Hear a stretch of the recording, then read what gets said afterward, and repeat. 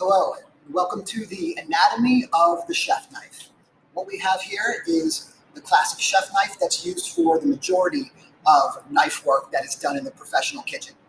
There are several parts to the knife that you'll want to be familiar with so you know how to properly handle, sharpen, and use your knife. So the first part of the knife that we'll talk about, we'll work from the back to the front, is the butt. The butt of the knife is the end right here,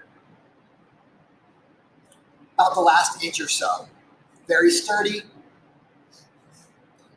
The extreme end of the handle.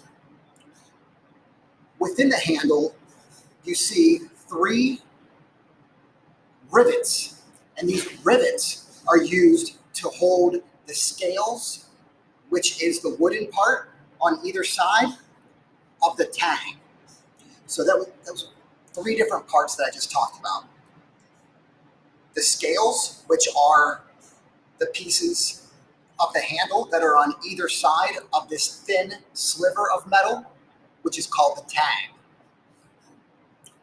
So rivets hold the scales and the tang in place. When it comes to the blade portion of the knife,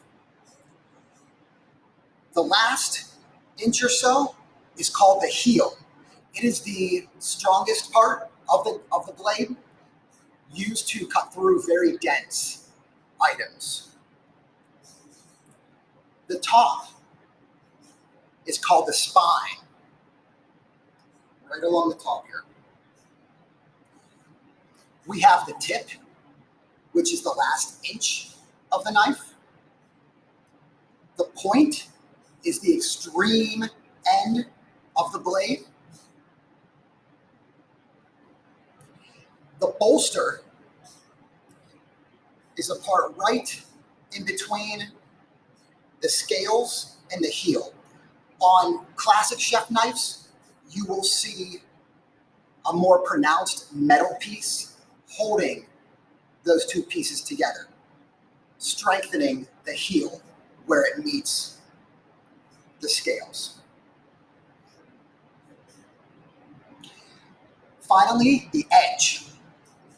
The edge is the blade portion, the majority of the blade portion, leading up to the tip and then the point, with the spine and the heel, the bolster, and the rivets, which hold together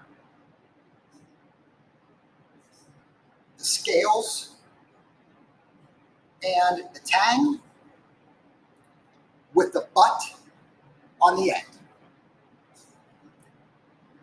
The anatomy of the chef knife.